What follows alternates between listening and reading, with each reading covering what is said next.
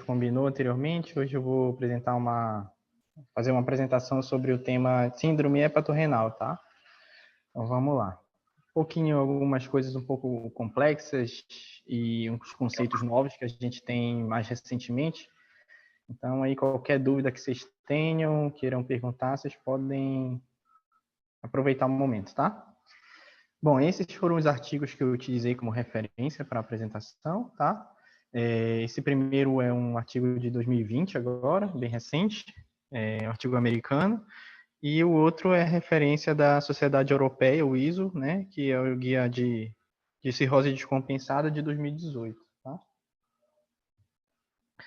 Vamos lá.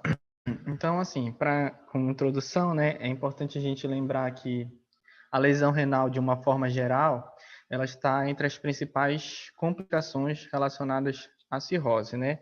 E isso eu digo de órgão extrahepático, o rim é o principal cometido, né? É o que tem mais alteração durante o curso da cirrose. E a melhor forma da gente avaliar a função renal, até o momento que a gente tem, é estimar a taxa de filtração glomerular, que é o principal parâmetro que a gente usa para aferir a função renal. E ainda, até os dias de hoje, a melhor forma da gente aferir de uma prática, né, é o uso da creatinina. Existem outros métodos da gente aferir taxa de filtração glomerular, mas na prática, por baixo custo e acessibilidade, a creatinina ainda é o melhor biomarcador.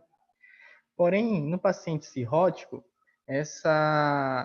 a creatinina ela tem muitas limitações, né, nessa avaliação da taxa de filtração glomerular. Primeiro, pelo fato de que nos pacientes cirróticos, pelos cálculos e pela avaliação da creatinina, existe uma superestimação dessa taxa de filtração glomerular, pelos seguintes motivos.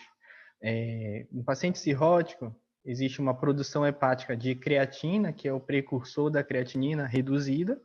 Então, em teoria, os pacientes cirróticos têm uma creatinina menor que o normal, menor que pessoas sadias têm. Outro fator que interfere nisso é a sarcopenia. Então, o paciente cirrótico, por diversos motivos, desenvolve sarcopenia, pela baixa síntese de proteína do fígado, pela baixa ingesta proteica que esses pacientes têm, mobilidade, doença mais avançada, o próprio consumo. Então, por esses diversos motivos, o paciente geralmente tende a ser sarcopênico e também isso afeta a avaliação da creatinina nesses pacientes. Além do fato de que, mesmo em pessoas sadias, a creatina também tem essa interferência por ser um marcador que tem secreção tubular, então ela já é um marcador subótimo mesmo em pessoas sadias que não cirróticas, né? Outra coisa que também interfere na avaliação da função renal é que os pacientes também têm uma alteração urinária, né? Os pacientes cirróticos, em geral, eles tendem a ser mais oligúricos, né? Por causa dessa retenção de sódio e água que o rim, com o passar da evolução da doença, ele vai acabar retendo mais sódio e água, então o paciente tende a ficar cada vez mais oligúrico. E, pelo outro lado, a gente tenta, no manejo do paciente cirrótico, é muito comum a gente lançar mão de terapia diurética, então, para tentar contrapor essas complicações da cite ou edema, e isso também interfere na avaliação desse paciente de uma forma geral. Antes da gente entrar diretamente na síndrome hepatorrenal, é importante a gente lembrar os conceitos de tipos de lesão que a gente tem, né? É muito importante destacar que em 60% a 70% das lesões renais no paciente cirrótico vão ser por componente pré-renal. E os principais fatores são o uso de diuréticos, sangramento digestivo, diarreia induzida por lactulose, por exemplo, que é muito comum a gente usar nos pacientes cirróticos, paracentese sem reposição de albumina, que também é uma coisa que a gente vê muito na nossa prática em centros que não têm suporte, recurso para ter albumina disponível, né? 30% a 40% dos pacientes que têm lesão renal vão apresentar um padrão renal, né, intrínseco, por assim dizer, né? E aí que se encaixa a síndrome hepatorrenal. Mas em paralelo a ela também temos a necrose tubular aguda, que é o principal diagnóstico diferencial nesses casos. E muitas vezes é um desafio na rotina diária a gente conseguir diferenciar essas duas situações. Uma forma que nos estudos mais recentes tem sido estudado muito a questão de biomarcadores que possam auxiliar nessa diferenciação. Nesses últimos anos, o mais estudado foi o NGAL, né? Que é uma substância que é a dipocaína associada à glutaminase neutrofílica, eu acho, se não me engano é isso.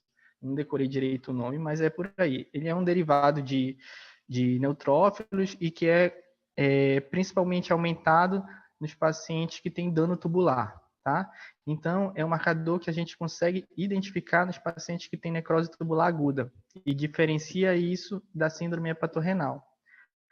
E aí, os últimos estudos identificaram que se você dosar o NGAL urinário, que ele é melhor do que o sérico, após 48 horas do uso de albumina, como teste de volemia, para a gente ver se realmente era diferenciar entre pré-renal e renal, se você dosar esse NGAL urinário e ele tiver um valor de corte acima de 220 microgramas por grama de creatinina, tem um odds ratio de 42,9, ou seja, é muito expressivo esse ponto de corte, né? E que dá para diferenciar bem se o paciente tem síndrome hepatorrenal ou necrose tubular aguda, né? Então, se tiver acima disso, é definitivo que é necrose tubular aguda. Mas aí a questão de acesso, recurso, eu não sei se tem disponibilidade, porque é uma coisa bem nova, né? E 1% dos pacientes podem ter pós-renal. Pós-renal é uma coisa assim que é mais tratamento cirúrgico e não vem ao caso a gente ficar discutindo nem detalhando, porque é muito raro também. Com relação às definições, é importante alguns conceitos também, né? A síndrome hepatorrenal, tem que ter um subsídio aí de um paciente que é cirrótico, obviamente, e com hipertensão portal avançada. A gente não vai observar pacientes que têm pensar numa possibilidade de síndrome hepatorrenal num paciente que não tem ascite, por exemplo. Então, tem que ter esse pensamento que tem um paciente que já tem uma hipertensão portal mais avançada. E ela se caracteriza por ser um distúrbio da circulação renal, que sobrepõe os mecanismos compensatórios, levando a uma redução da taxa de filtração glomerular. Esse conceito é uma forma bem genérica da gente definir, porque vocês vão ver na fisiopatologia que existem múltiplos mecanismos que interferem nessa condição, mas em termos gerais dá para a gente definir com essas poucas palavras assim de uma forma mais sucinta. E ela caracteriza-se também por ter alterações tanto hemodinâmicas quanto inflamatórias, tá? É uma situação grave, né, com uma elevada mortalidade. Estima-se que pacientes que têm uma síndrome hepatorrenal e que, mesmo que recebam tratamento e respondam ao tratamento, tem uma mortalidade, uma sobrevida em torno de 50% nos 3 meses, né? Então, uma mortalidade alta a curto prazo, né? Uma doença bem grave. E a gente não pode, assim, alguns estudos recentes também vêm demonstrando que não é apenas só um distúrbio funcional como a gente pensava. Existe algumas alterações microscópicas e de lesão tubular, principalmente nos pacientes que têm uma bilirrubina mais alta, que têm colestase. A gente sabe que os ácidos biliares podem causar dano tubular também. Então, alguns pacientes também podem ter algum dano estrutural, e não somente uma doença funcional dentro dessa síndrome, especificamente. Assim, para tentar explicar para vocês como é que isso ocorre, né, na fisiopatologia, a gente precisa ir desde o início, né, para tentar entender como é que cada coisa vai se sucedendo, né? O paciente que tem cirrose, ele vai ter uma perda da arquitetura hepática, vai ter aumento da resistência vascular intrahepática e, por consequência, um desenvolvimento de hipertensão portal. Essa hipertensão portal e essa perda da função hepática que o paciente cirrótico vai ter múltiplas consequências. ele vai ter um aumento na produção de óxido nítrico, né, em via sistêmica. Isso vai promover uma vasodilatação esplâncnica, que a longo prazo também vai ser uma vasodilatação sistêmica, mas inicialmente só esplâncnica. E isso, a nível de renal, vai ser identificado como uma hipovolemia efetiva, tá? E aí o paciente vai ter aumento do débito cardíaco, vai ter ativação de sistemas vasoconstritores, o sistema renina-angiotensina-aldosterona, sistema nervoso simpático, vasopressina, arginina vasopressina, e aumentando o débito cardíaco, de certa forma, vai compensar essa hipovolemia efetiva que ele vai ter, pela vasodilatação relacionada à cirrose. Essa é a teoria da vasodilatação, é a alteração hemodinâmica que vai acontecer durante essa situação, essa condição. Então, vai ter aumento do débito cardíaco, aumento da retenção de sódio e água por causa da ativação do sistema renina-angiotensina-aldosterona, formação de ascite, e isso, a curto prazo, vai conseguir manter uma boa perfusão renal, né? Vai conseguir manter, por mecanismos de autorregulação renal, a taxa de filtração glomerular. Aliado a isso, na verdade, devido à hipertensão portal, vai ter a apoptose de hepatócitos devido à isquemia que esse fígado vai ter a formação de substâncias que a gente fala em termo em inglês, que é as PAMPs, que são as moléculas de padrão associado a patógenos, ou seja, a bactérias, e as DAMPs, que são moléculas associadas a padrões de dano. Essas moléculas associadas a padrão de dano são nada mais do que citocinas pró-inflamatórias relacionadas à destruição celular que ocorre dentro do fígado, por exemplo. E essas PAMPs, que são as associadas a patógeno, se dá pela a circulação de hipopolissacarídeos, toxinas bacterianas que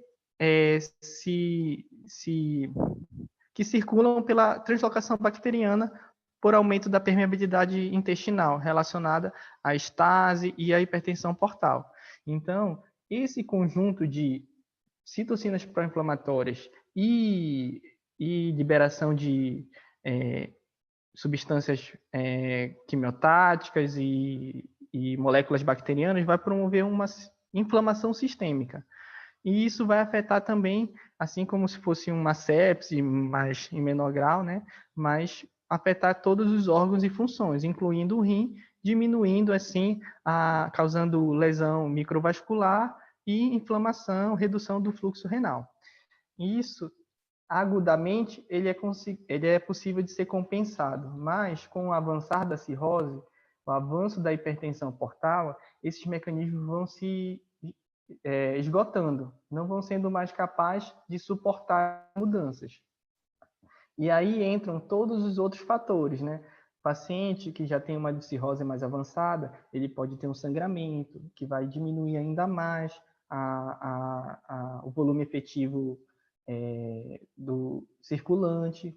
Ele vai ter ascite, então a gente vai poder ter a questão dos diuréticos, que vai ter que espoliar mais o paciente. Vai precisar, às vezes, tem encefalopatia por causa do aumento da hipertensão portal, pode ter diarreia associada ao uso de lactulose, pode ter mais suscetível a infecções por causa dessa translocação bacteriana que vai ocorrendo, e isso tudo vai influenciar nos dois mecanismos. E isso vai cada vez mais forçando, exaurindo a capacidade cardíaca de manter esse débito capaz de manter uma taxa de filtração glomerular boa. E aí isso vai agravando cada vez mais, vai diminuindo o débito cardíaco a longo prazo e diminuindo também a taxa de filtração glomerular, caracterizando a síndrome hepatorrenal, né? Aqui depois a gente comenta mais sobre a questão das medicações, mas em geral é essa fisiopatologia que a gente tem que ter em mente para entender como é que ocorre essa doença. Outras situações que também merecem destaque, que são coisas assim que a gente não vê muito, assim, foge um pouquinho dessas teorias, mas que tem um componente também associado nesse contexto, é, por exemplo, a síndrome hepatoadrenal, que pode ser que acontece por uma redução dos substratos para a produção do cortisol. Então, você tem uma insuficiência adrenal relativa, né? Porque por esse fato do sistema renina, angiotensina, aldosterona, catecolaminas e tudo isso, essa inflamação sistêmica persistente vai se esgotando substratos para cortisol e o paciente tem essa insuficiência renal, essa insuficiência adrenal relativa, permitindo maior risco de síndrome hepatorrenal, sepse e mortalidade precoce. Que são aqueles casos realmente refratários que a gente precisa usar hidrocortisona no paciente com choque séptico, um choque mais refratário, de difícil controle, que a gente vê às vezes em pacientes que têm ACFL, né, que quando tem uma agudização da doença crônica, em sepse grave, tudo isso. Outra característica, condição que a gente tem que lembrar também é a nefropatia colêmica. Como eu disse anteriormente, existe a possibilidade de ter, dentro da síndrome hepatorrenal, lesão tubular, dano estrutural. E uma dos mecanismos é através da lesão tubular pelos ácidos biliares. E ela é mais comum, né, e ela é mais evidente nos pacientes que têm uma bilirrubina mais alta, acima de 10, e confere um pior prognóstico. Alguns estudos até nessa revisão que eu fiz fala que pode ser usado até o Ursacol como forma de melhorar aí a questão por troca dos ácidos biliares por um ácido biliar mais hidrofílico, que é o Ursacol, e isso causa menos dano tubular do que os ácidos biliares endógenos mesmo. Então, poderia ser que se fosse uma terapia alternativa nessas condições, mas tem que ter mais estudos para embasar isso. Outra condição que é importante também ser lembrada é a síndrome compartimental abdominal, né? O paciente que tem ascite volumosa tensa, ele não deixa de ter uma síndrome compartimental dentro do abdômen, pela ascite tensa. Então, nos pacientes que têm, aqui era para ser maior que 12, né? Eu fiz o contrário. Mas maior que 12 milímetros de mercúrio de pressão intraabdominal, eles podem ter um prejuízo na circulação renal, entendeu? Pode ter uma vasoconstrição renal por aumento da pressão externa. E uma abordagem interessante nesses casos é fazer um ultrassom beira-leito, uma avaliação da veia cava para ver se o diâmetro se é o colapso da veia cava, para avaliar realmente se o paciente está hipervolêmico mesmo ou não, e se ele tolera, se dá para ser feito, se tem necessidade de fazer uma paracentese de grande volume, para tentar reduzir a pressão e talvez melhorar a perfusão renal. É uma possibilidade também.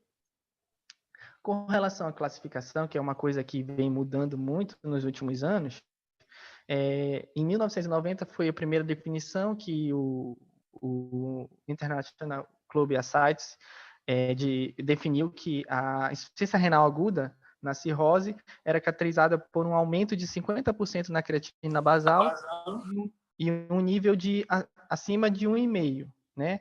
E posteriormente veio a subclassificação em síndrome hepatorrenal do tipo 1 e síndrome hepatorrenal do tipo 2.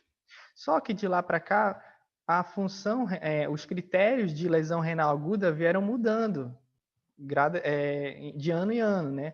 Teve inicialmente o Rifle, aí depois veio o Akin, depois veio o mais recente é o Cadgo, né? Que é o que define até hoje, pelo menos recentemente, a lesão renal aguda em pacientes não cirróticos, né? E da mesma forma teve que se mudar a nomenclatura também, atualizar essa nomenclatura e essa classificação, já que isso vem mudando com os novos estudos sendo refeitos e identificado características diferentes na síndrome hepatorrenal. E o último consenso que foi feito com esse clube de estudos de ACIT foi em 2015, em que eles mudaram a nomenclatura. Então, a antiga síndrome hepatorrenal tipo 1, hoje ela é classificada como HRS-AC, que é, no caso, a sigla em inglês para síndrome hepatorrenal, lesão renal aguda. tá? É a mesma síndrome hepatorenal tipo 1, só que depois eu vou mostrar para vocês que os critérios mudaram também de classificação, mas ela seria equivalente a ela. E a síndrome hepatorenal tipo 2, ela foi classificada agora como síndrome hepatorenal não lesão renal aguda, tá? E essa foi subdividida em aguda e crônica. Fica um pouco confuso esses nomes, porque ficam muito parecidos e tudo, mas às vezes explicando, mostrando a tabela fica mais fácil. E essa é a última classificação desse grupo, né, de 2015, que definiu também os estadiamentos dessa subclassificação da lesão renal aguda. Os pacientes que têm lesão renal aguda, agora, eles são diferenciados em estágio 1A, 1B, 2 e 3. Sendo que 1A é quando tem um paciente com a elevação de 0,3 acima do basal, ou um aumento de 1,5 vezes esse basal. Se o paciente tiver um valor total menor que 1,5, mas tiver um aumento desses que eu falei anteriormente, ele vai ser classificado como estágio 1A. Se ele tiver um valor final de uma creatina maior ou igual a 1,5, ele vai ser 1B, tá? Dos pacientes que tiverem um aumento acima de 2 a 3 vezes, entre 2 e 3 vezes, vai ser o estágio 2. E naqueles pacientes que tiverem uma elevação acima de 3 vezes o basal, ou uma creatina acima de 4, com um aumento de 0,3 nos últimos 7 dias, ou aquele que necessite de terapia de substituição renal, tá?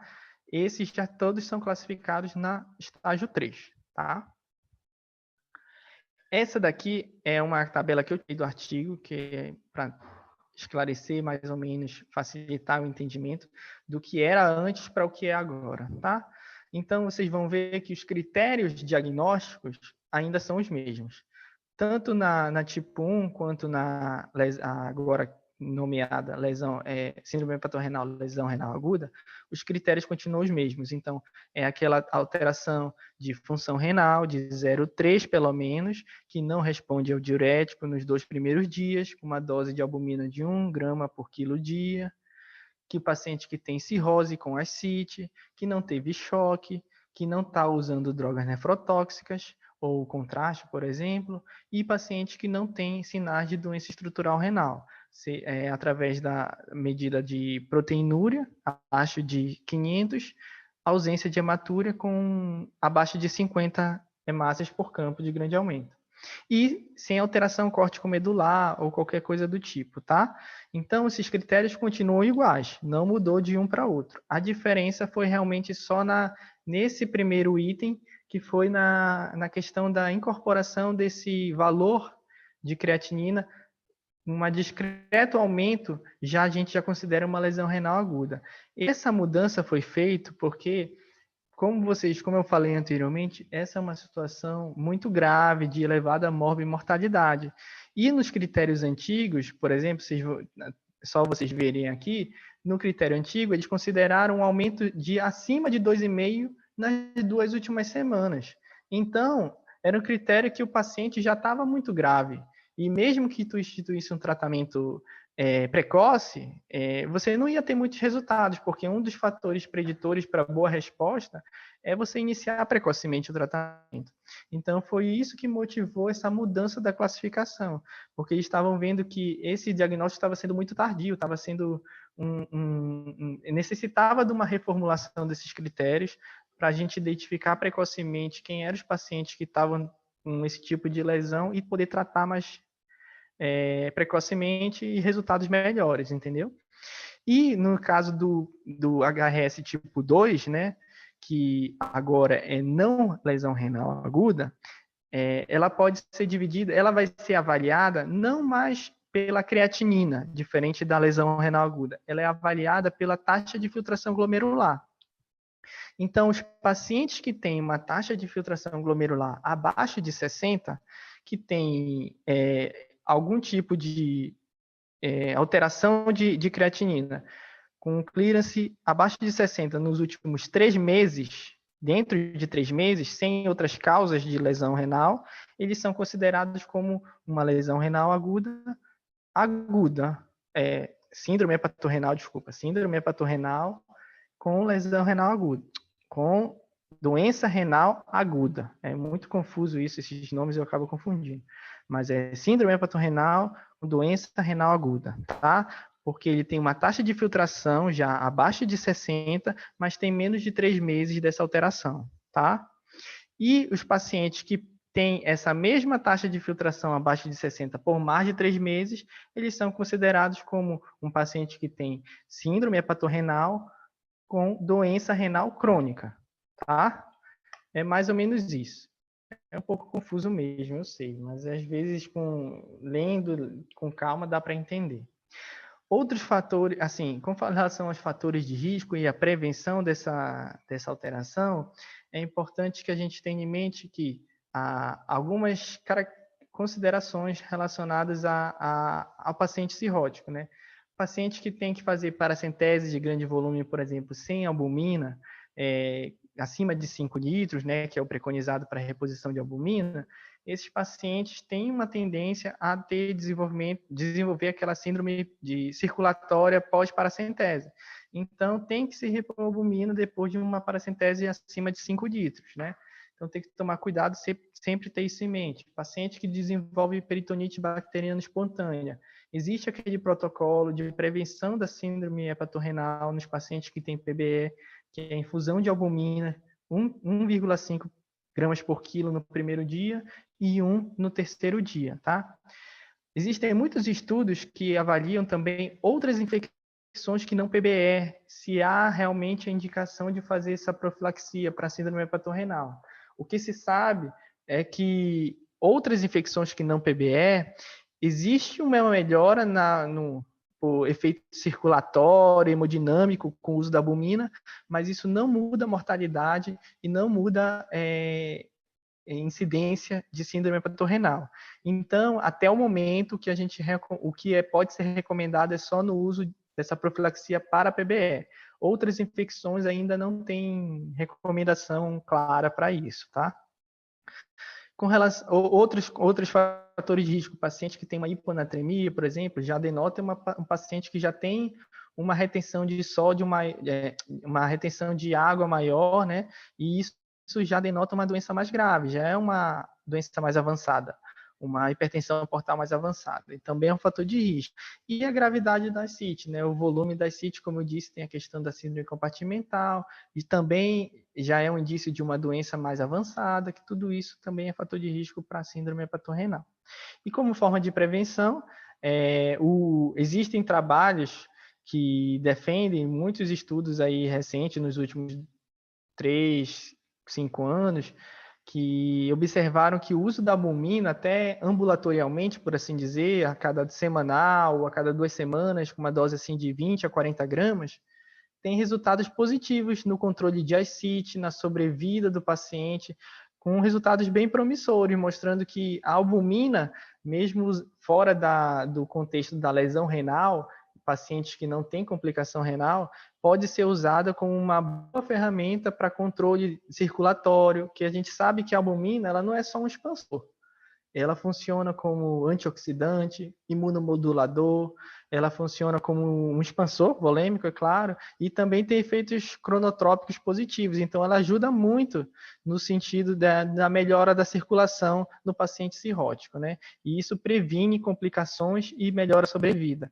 Mas ainda existe questão de dificuldade por questão de custo, né? Que manter um paciente cirrótico fazendo albumina semanal é um custo bem elevado e que não vai ser uma coisa tão simples de se determinar. Quais são os pacientes que tem que ser feito esse tratamento ou não, né? Uma coisa para se discutir nos próximos anos. Além da outra prevenção importante, a profilaxia primária e secundária de PBE, né?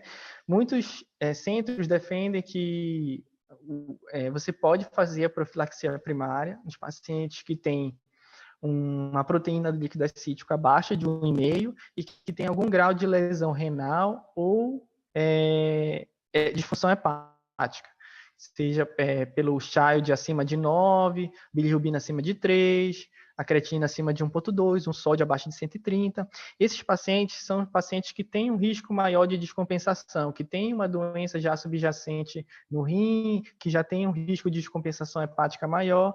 Então, a profilaxia caberia nesses pacientes como forma de profilaxia primária, antes do evento da PBR. E a secundária já é unânime, não tem discussão, que ela aumenta a sobrevida, diminui a recorrência de novos episódios de PBE e reduz o risco de síndrome hepatorrenal. Então, para todos os pacientes que já tiveram PBE, tem que se fazer profilaxia secundária. E como é que a gente vai abordar esse tipo de alteração? Como é que vai ser o manejo? Então, primeiro a gente vai identificar o paciente que teve essa alteração de 0,3, pelo menos, na creatinina em relação ao basal dele. Lembrando que o basal do paciente vai ser a creatinina, o ideal dos últimos 7 dias, tá? Ou se você não tiver, pode ser usada dos últimos 3 meses. Mas aí você vai ter que ver qual é que você tem disponível. Pelo menos uma dos últimos 3 meses. Então, esse vai ser seu parâmetro. Se o paciente apresentar uma elevação de 0,3, ele já tem uma lesão renal aguda, tá? E aí, a gente, nesses casos que o paciente está dentro do estágio 1A, quando o creatinina está abaixo de 1,5, a gente só vai observar, vai fazer uma conduta mais expectante. Claro, temos que ter o cuidado de retirar drogas nefrotóxicas, vasodilatadores, anti-inflamatórios, reduzir diuréticos e, às vezes, até retirar também os beta-bloqueadores. Porque os beta-bloqueadores, principalmente no contexto do paciente que tem ascite refratária, ele pode diminuir o débito cardíaco, ele vai diminuir o débito cardíaco e pode predispor o paciente a desenvolver síndrome hepatorrenal ou até agravar mesmo. Então, a gente tem que ter o cuidado, tem que pesar o risco-benefício, mas pelo menos reduzir a dose, a gente tem que ter esse cuidado. Nos pacientes que já estão com síndrome hepatorrenal mesmo, a maioria dos estudos sugerem retirar e retomar depois que tiver uma recuperação da função renal. E aí tem que expandir o paciente com cristalóide, se for o caso, tratar a infecção, se diagnosticado, entendeu? Tudo que for fator de risco dentro para esse aumento da creatinina tem que ser intervido. Se o paciente evoluir com uma melhora e recuperação, pronto, o tratamento foi feito, era só retirar a droga, funcionou, resolveu. Se persistir com essa alteração sem progredir para outro estágio, aí ele considera que tem que tratar caso por caso. Mas se ele progredir para o estágio 1B ou 2 e 3, aí você já vai ter que tentar alguma terapêutica. Nesse caso, a primeira etapa seria expansão com albumina, 1 grama por quilo, por 48 horas. Quando você faz essa expansão com a albumina, você, na verdade, está fazendo uma prova terapêutica para distinguir se o paciente tem uma pré-renal e estava faltando expansão volêmica, ou se realmente ele tem uma lesão renal, né, intrínseca. E se ele responder, quer dizer que ele tinha uma lesão, um tipo de lesão pré-renal. Mas se ele não responder, você vai considerar que é uma lesão intrínseca. Aí vem aqueles critérios que a gente conversou anteriormente. Ele preenche todos aqueles critérios, ausência de choque, cirrose com ascite, ausência de doença estrutural, ultrassom normal, e eu acho que são esses critérios, se eu não esqueci de algum, mas se ele preenche todos aqueles critérios, sim, então ele tem uma síndrome hepatorrenal. Aí o tratamento é com vasoconstritor e albumina. Se não, aí você tem que diferenciar se é uma necrose tubular aguda, uma nefrite intersticial aguda, outras causas de doença renal intrínseca, né? Aí trata de acordo com cada etiologia. Mas, fechando os critérios para a síndrome hepatorrenal, o tratamento é vasoconstritor mais albumina, tá? E quais são as drogas que a gente usa para esse tratamento? A principal droga de vasoconstritor que a gente tem disponível é a terlipressina. É a que foi mais estudada, a que tem mais evidência e é a primeira escolha em todos os casos, tá? Ela tem uma eficácia em torno de 50% a 70% nos pacientes que são tratados precocemente, é claro, né? Que tem uma boa taxa de resposta, de reversão da síndrome hepatorrenal. Ela é um análogo sintético da vasopressina e ela tem uma ação predominante no receptor 1A, né? E isso é interessante porque ela tem efeitos que auxiliam mais o receptor 1A está mais predominante na circulação esplâncnica. Então ele não tem tantos efeitos sistêmicos de vasoconstrição. Tem, mas em menor monta, né? E ela tem mais um efeito esplâncnico mesmo, que é o que a gente deseja, né? Uma vasodilatação, uma vasoconstrição esplâncnica. Ela tem uma ação nos receptores 1B, que atuam a nível de hipófise, aumentando a produção do ADH e aumentando a produção de cortisol, o que ajuda naquela síndrome de insuficiência adrenal relativa que eu comentei anteriormente. Então, ela tem outros efeitos benéficos além da vasoconstrição. Também ela tem uma pouca ação nos receptores A2, que são receptores que a gente já vai ter já no túbulo, que vai aumentar a reabsorção de água. Então, o paciente já é cirrótico, já tem ascite volumosa, já tem uma retenção líquida importante. Se ela tivesse uma ação nos receptores A2 mais intensa, ele ia reter mais água e sódio. Isso não seria interessante para esse paciente. Então, ela tem benefício também de ter pouca ação nesses receptores aí, tá? A dose que a gente usa é de 1 a 2 miligramas, tá? A cada 4 e 6 horas. A gente faz em bolos mesmo a aplicação, e a dose máxima diária é de 12 miligramas por dia, tá? Existem estudos que demonstraram que a infusão contínua com bomba de infusão, ela tem menos efeitos adversos, tá? Existe uma corrente que fala que é bem definido que realmente tem menos efeitos adversos, mas ainda a maioria dos centros ainda utilizam embolos porque é questão é mais fácil, disponibilidade às vezes não tem bomba de infusão e tudo mais, e na hora do preparo da medicação, a dose certa. Então, às vezes, em geral, a gente costuma usar a mesma dose em bolos, apesar dessa evidência de que tem menos efeitos adversos se fizer infusão contínua, tá? Os efeitos adversos principais que ocorrem é a diarreia, dor abdominal, que ocorre em cerca de 10 a 20% dos pacientes. Pode ocorrer uma sobrecarga volêmica, como eu disse, ele ainda tem uma ação nos receptores A2, é pouca, mas tem, então o paciente pode ter retenção de sódio e água, e ele pode causar isquemia tanto coronária quanto periférica. E isso também é uma coisa que a gente tem que levar em consideração, porque são os efeitos colaterais mais temidos com o uso dessa medicação, tá? A vantagem dela é que é uma medicação que pode ser feita em acesso venoso periférico e na enfermaria, não exige a internação em UTI. Em geral, nos diversos estudos que foram feitos, ela tem uma taxa de suspensão, de continuação em torno de 10 a 20%, principalmente às custas de efeitos adversos, tá?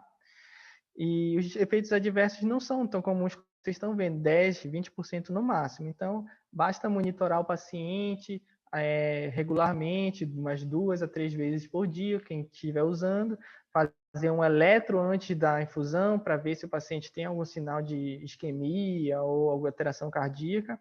E aqueles pacientes que têm histórico de coronariopatia ou doença vascular periférica, é uma contraindicação, deve ter cautela, né? Evitar ao máximo aí fazer infusão nesses pacientes pelo risco de isquemia, né?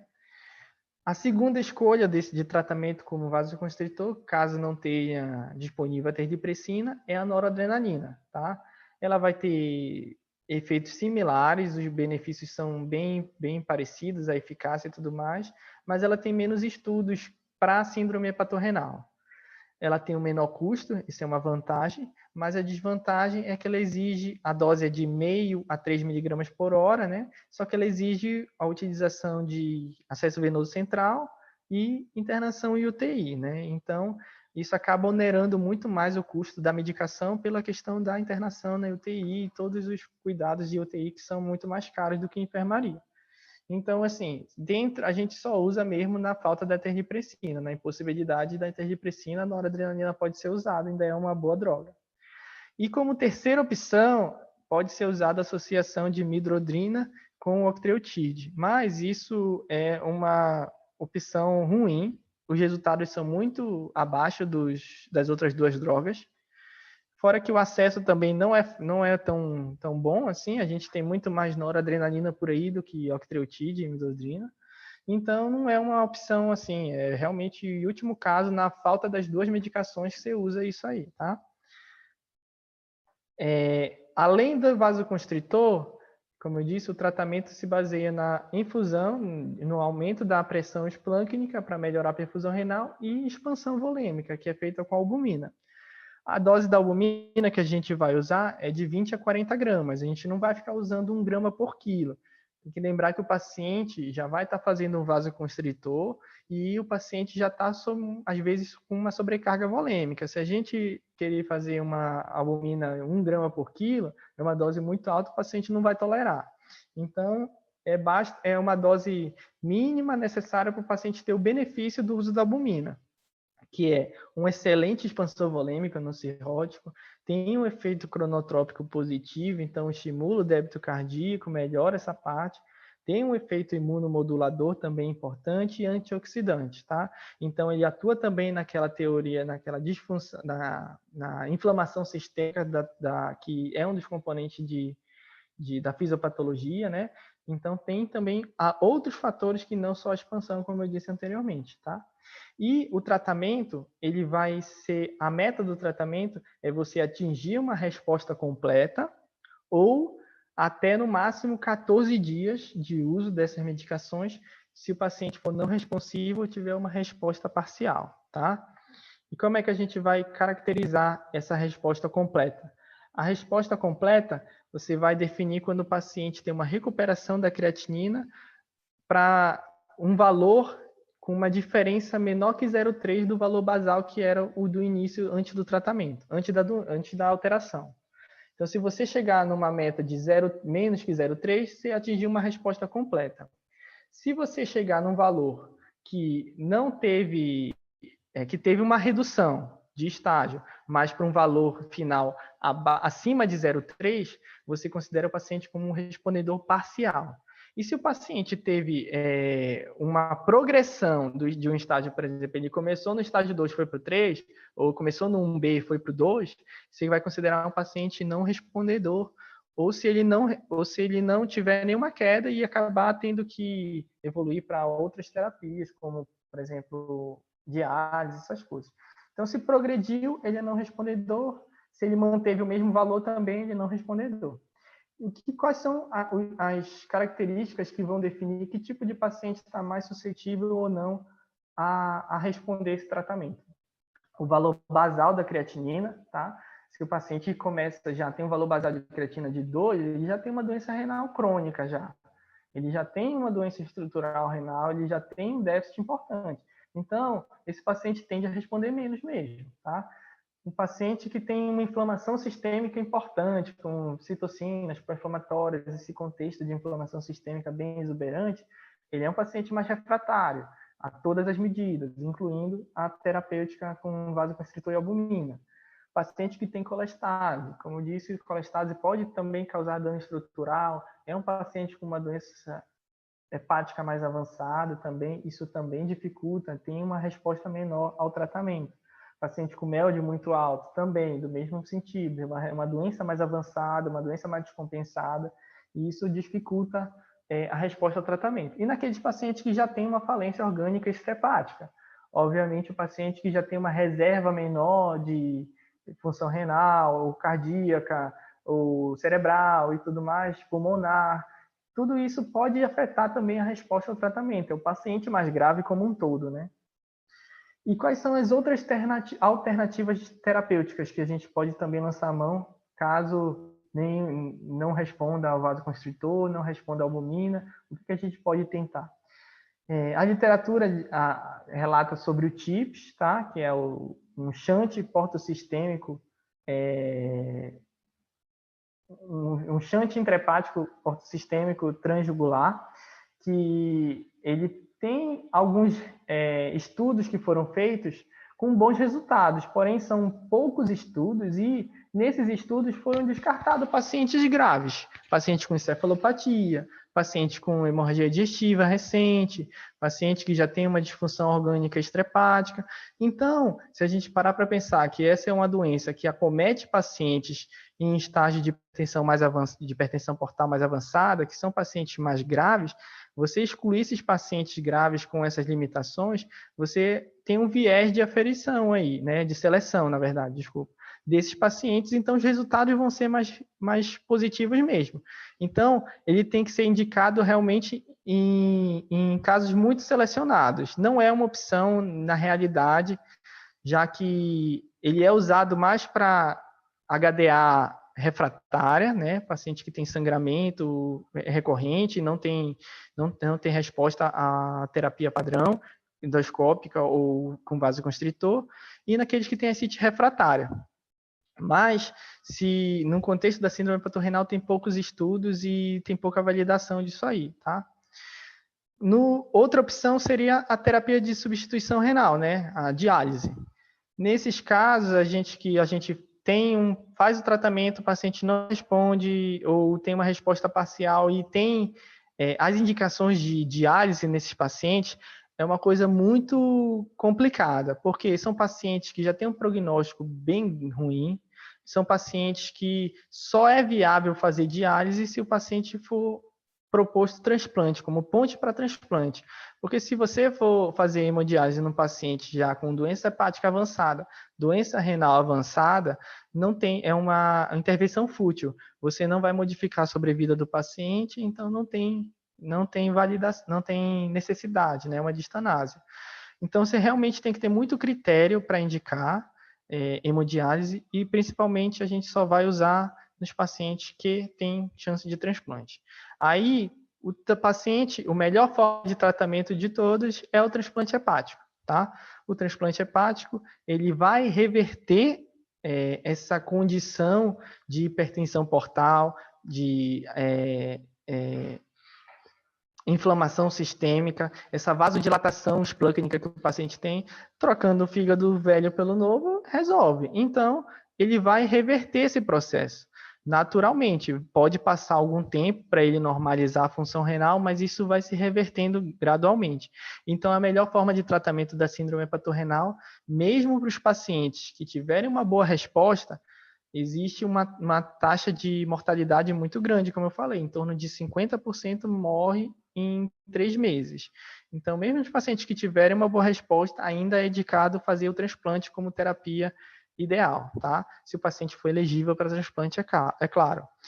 E depois, durante a evolução do paciente com síndrome hepatorenal, a gente tem que também ter em mente que a possibilidade do paciente necessitar de um transplante duplo, já que esse rim já está sendo bem danificado, às vezes, por suscetíveis lesões renais recorrentes, ou outra síndrome hepatorenal que ele já teve anteriormente e vai tendo recorrência disso. Então, às vezes, ele vai acumulando lesões estruturais e vai perdendo função gradualmente. A Sociedade Americana de Nefro define que o parâmetro para a gente utilizar para definir se o paciente é elegível para transplante duplo ou não é se o paciente necessita de hemodiálise por mais de 6 semanas. Se o paciente estiver necessitando de diálise por mais de 6 semanas, ele já é um renal crônico, ele não vai sair da diálise provavelmente, ele vai precisar fazer um transplante tanto de rim, tanto de fígado quanto de rim. Então, nesse paciente, a possibilidade de tratamento só com transplante de fígado não é mais uma opção. É só realmente o transplante duplo para esse paciente. Eu acho que era isso. Bom, gente, um pouco extensa a aula, eu falei bastante, mas se vocês tiverem dúvida, quiserem